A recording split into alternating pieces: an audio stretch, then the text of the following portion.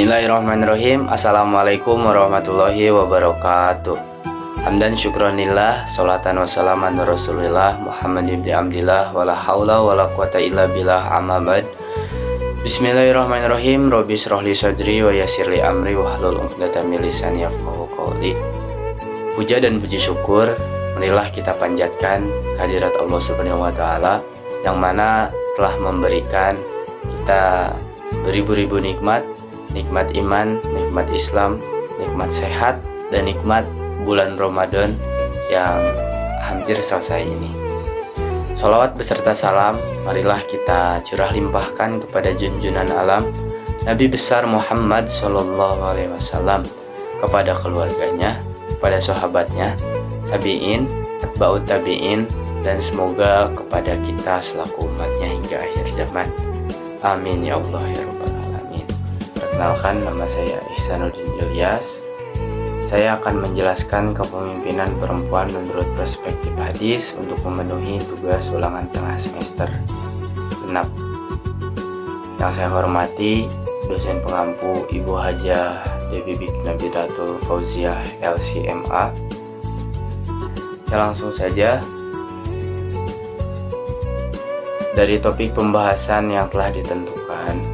Pertama, saya akan menyajikan teks hadis berbahasa Arab lengkap dengan terjemahannya. Yang kedua, sanad dan mukharij. Yang ketiga, pendapat para ulama. Dan yang terakhir, nilai pendidikan yang dapat dipetik dari hadis tersebut. Teks bahasa Arab dan terjemahannya di sini. Bunyi hadisnya seperti ini. Bismillahirrahmanirrahim. Hadasana Utsman bin Haisam, hadasana Aufun anil Hasani an Abi Bakarota qala laqad nafa'anillahu bikalimatin sami'tuha min Rasulillah sallallahu alaihi wasallam ayyamal jamal ba'dama kitu an al-haqqu bi ashabil jamal fa uqatila ma'ahum qala lamma balagha Rasulullah sallallahu alaihi wasallam anna ahla Faris qad malaku alaihim binta Kisra qala Rasulullah sallallahu alaihi wasallam la yufliha qaumun walau amrohum imro'atan, yang artinya dari Utsman bin Haitham, dari Auf, dari Hasan, dari Abi Bakroh berkata, Allah memberikan manfaat kepadaku dengan sebuah kalimat yang kudengar dari Rasulullah SAW pada hari menjelang perang Jamal. Setelah aku hampir membenarkan mereka, Ashabul Jamal, dan berperang bersama mereka, ketika sampai kabar kepada Rasulullah SAW bahwa bangsa Persia mengangkat putri Kisra sebagai pemimpin, beliau bersabda, tidak akan beruntung suatu kaum yang menyerahkan urusan mereka kepada wanita. Nah, hadis ini diriwayatkan oleh Imam Al-Bukhari, salah satu dari Kitabul Fitan, bagian pembahasan tentang konflik atau fitnah. Selain diriwayatkan dari Sahih Al-Bukhari juga, hadis ini diriwayatkan dalam Musnad Ahmad bin Hanbal, Sunan At-Tirmizi, Musnad At-Tabrani, juga Sunan An-Nasa'i. Imam Al-Bukhari meriwayatkan hadis tersebut dari jalur Utsman bin Haisam yang bersambung sampai sahabat Abu Bakroh yang bernama asli Nafi bin Al-Haris, dan juga jalur periwayatan yang dimuat oleh Imam Ahmad bin Hanbal dari Muhammad bin Al-Musanna. Untuk redaksi matan hadis seperti di atas, mayoritas merujuk pada Abu Bakroh. Nah, secara status hadis sendiri, para ulama menyepakati bahwa ia berkualitas sahih. Nah, salah satu konsekuensi hadis yang dihukumi sahih adalah ia dapat menjadi dasar hukum atau hujjah dalam syariat. Dari periwayatnya Nabi, tidak akan beruntung suatu kaum yang menyerahkan urusan mereka kepada wanita. Inilah debat panjang soal kepemimpinan perempuan terjadi. Nah, kita mulai dengan komentar para ulama ya, khususnya ahli hadis dan ahli fikih tentang makna riwayat Abu Bakroh tersebut. Para muhadisin sudah menyepakati kesahihannya, salah satunya karena telah memenuhi standar Imam Al-Bukhari. Imam At-Tirmizi juga menyebutnya hadis sahih. Asbabul wurud atau sebab diturunkannya hadis tersebut oleh Abu Bakroh adalah ketika konflik politik meruncing antara kubu Sayyidah Aisyah dan Sayyidina Ali bin Abi Thalib yang menjadi pemicu perang Jamal pada tahun 36 Hijriah. Posisi politik Abu Bakroh sendiri disebutkan tidak berpihak pada kubu Sayyidah Aisyah dan mendasarkan sikapnya pada pernyataan Nabi di atas. Para pensyarah hadis menjelaskan peristiwa apa yang menyebabkan Nabi berujar demikian. Al-Kisah, negeri Kisra, salah satu bagian dari negeri-negeri Persia, memiliki seorang raja yang terbunuh, buah dari konflik internal kerajaan. Rupanya pembunuh sang raja adalah anak lelakinya sendiri. Intrik demi intrik atau diusik demi diusik gitu, terjadi dalam kerajaan. Dan singkat cerita, diputuskan untuk mengangkat raja dari anak perempuan Kisra. Sayangnya anak perempuan Kisra ini kurang sukses memimpin kerajaan. Banyak diskusi tentang sebabnya. Ada yang menyebut inkompetensi dan juga yang menyebutkan bahwa kemunduran kerajaan itu adalah akibat Kisra menyobek surat dakwah dari Nabi.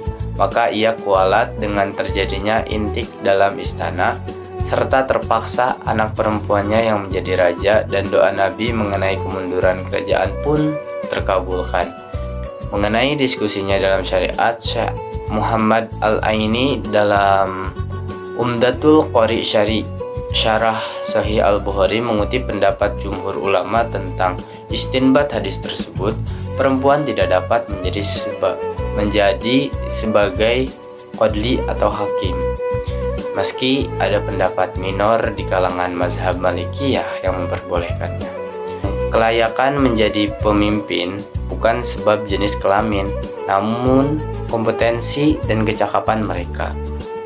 Namun dalam kasus perwalian, imam sholat, juga keluarga, perempuan tidak dapat memimpin karena ia adalah sesuatu yang telah ditetapkan oleh syariat.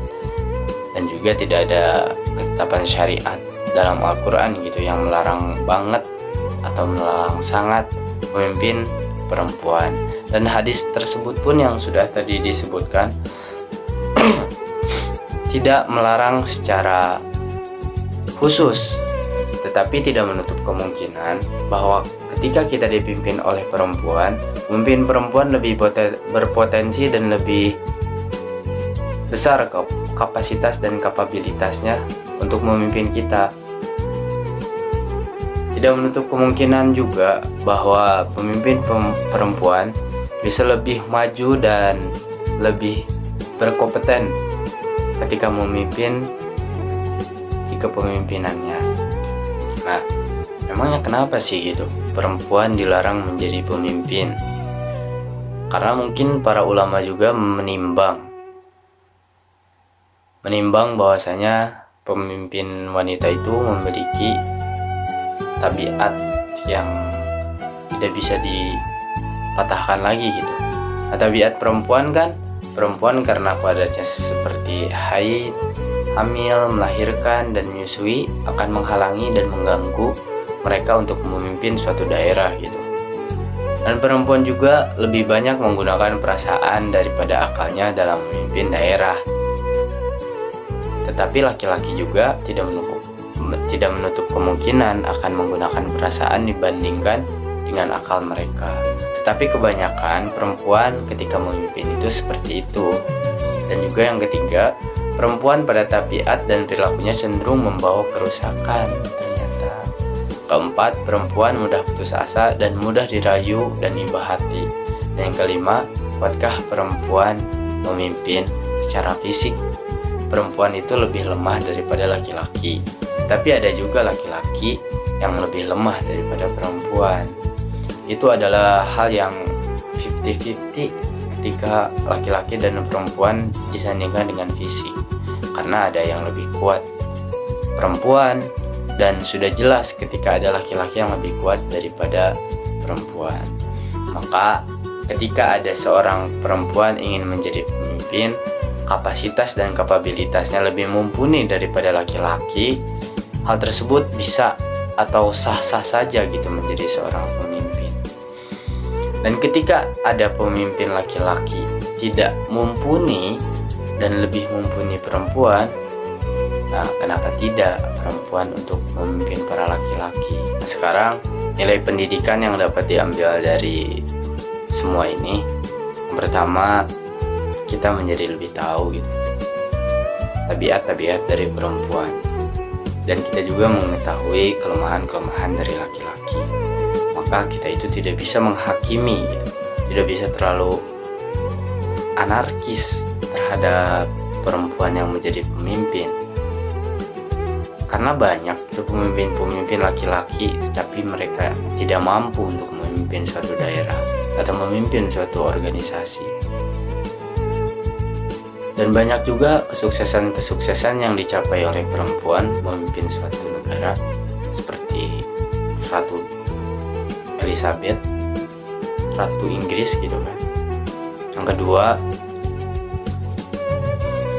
kita jadi lebih tahu dan tidak terlalu terpatok dalam satu hadis. Masih banyak ayat yang bisa mendukung, masih banyak hadis yang dapat mendukung juga. Kita itu ketika melihat suatu riwayat yang sahih, memang sudah bisa menjadikan fatwa dan bisa menjadikan sebuah dalil gitu untuk menentukan sesuatu keputusan.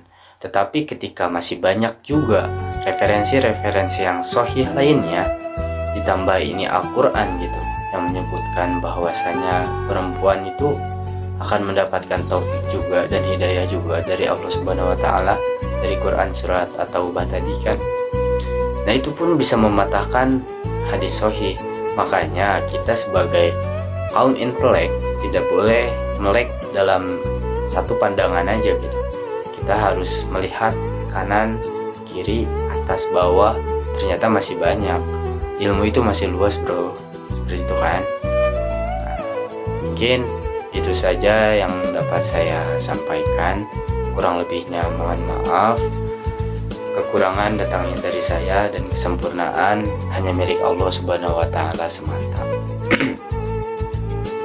Sekian akhirul kalam. Wallahul muwaffiq ila aqwamit thoriq. Wassalamualaikum warahmatullahi wabarakatuh.